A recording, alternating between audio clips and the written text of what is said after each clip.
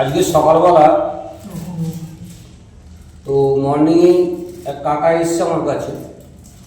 দাদা, কাকা কোন জায়গার নাম বললেন? রাজাপুর। রাজাপুর, ওই যাদবপুরের কাছাকাছি, তাই তো? কলকাতা যাদবপুরের কাছাকাছি। উনি সাইকেল নিয়েই চলে এসছে। তো কাকা বেশ কিছু কয়েন নিয়ে এসছে, স্টিল এবং কপার নিকেল, তারপর তোমার ব্রাশ, কপার ব্রাশের, হ্যাঁ, এই কয়েন নিয়ে এসছে। বেশ কিছু কয়েন দেখলাম এবং কাকা কিন্তু খুব সাজিয়ে নিয়ে এসছে। কাকার মুখ থেকে শুনে নেবো কাকা এখানে কয়েন দেখাতে এসছে। এখানে কাকা নিরাপদ তো, কোনো ঝামেলা নেই, কোনো ঝামেলা নেই। কিন্তু কাকা নিয়ে এসছে অনেক কয়েন, কিন্তু তার বেশ কিছু কয়েন দেখলাম। তো সাল যেগুলো আমি ভিডিওতে বলেছিলাম যে স্টিলের কয়েন যেগুলো বিক্রি হয় এবং অল্প স্বল্প দামে বিক্রি হয়, যেগুলো ইউএনসি কন্ডিশন হয় সেগুলো দামে বিক্রি হয়। তো সেই কয়েনগুলোর মধ্যে কিছু কয়েন নিয়ে এসছে কাকা, তবে সালগুলো মিলল না বা মিটমার্ক মিলল না। তো আপনাদেরকে সেই কয়েনগুলো দেখাবো যে কী কী কয়েন নিয়ে এসছে। কাকা যদি একবার তাকান, ঠিক আছে? হ্যাঁ, আপনি বলুন কোথা থেকে এসছে, একটু বলুন। রাজাপুর থেকে। রাজাপুর থেকে। নামটা বলুন। এম দাস। এম দাস। আচ্ছা, কাকা এম দাস নামে উনি রাজাপুর থেকে এসছেন।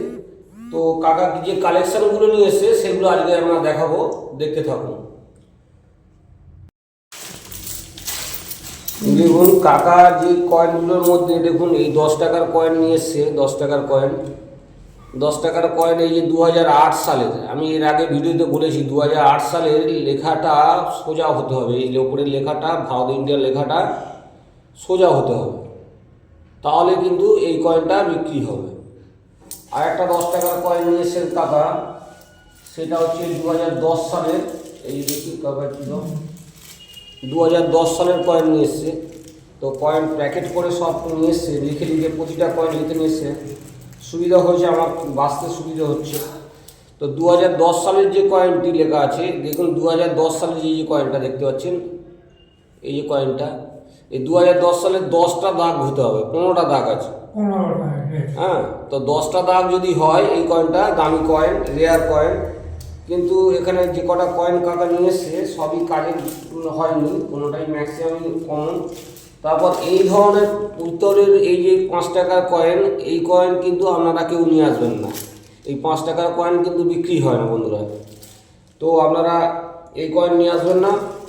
আর স্টিলের কয়েনের মধ্যে আমি এর আগেও বলেছি, এই যে ছোটো স্টিলের কয়েনের মধ্যে 1990 সাল কলকাতা মিন্ট, 1996 সালের হচ্ছে বোম্বে মিন্ট, 1997 সালের বোম্বে মিন্ট, 1998 সালের বোম্বে মিন্ট, এই কটা কয়েন আমরা কিন্তু চলে।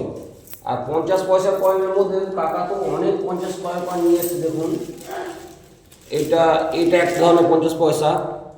এই পয়সাটা কিন্তু বিক্রি হয় না বন্ধুরা, এই পয়সা আপনারা নিয়ে আসবেন না।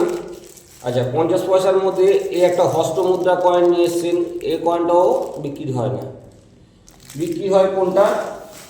এই যে ন্যাশনাল ইন্টিগ্রেশন যে কয়েনটা আগে আমরা 2 টাকার মধ্যে দেখতে পাই, এই যে 50 পয়সার যে কয়েনটা দেখতে পাচ্ছেন, এই 50 পয়সার কয়েন আমি খুলে দেখাই, তাহলে বুঝতে পারবেন আপনারা যে 50 পয়সার মধ্যে এই যে 50 পয়সা দেখুন, এই 50 পয়সার মধ্যে হচ্ছে 97 সালের হায়দ্রাবাদ, ভালো করে শুনবেন, 97 সালে হায়দ্রাবাদ। আর 1988 সালের কলকাতা মিন্ট। এটা কিন্তু ইএনসি কন্ডিশন বা এক্সট্রা ফাইন কন্ডিশন থাকলে তাহলেই বিক্রি হবে বন্ধুরা, দাম কম যেহেতু এই কয়েনটা, ঠিক আছে? আর 1993 সালের বোম্বে মিন্ট অথবা হায়দ্রাবাদ মিন্ট, এই কয়েনটা যদি আপনাদের কাছে থাকে আপনারা নিয়ে আসবেন, আমার এখানে বিক্রি হয়ে যাবে।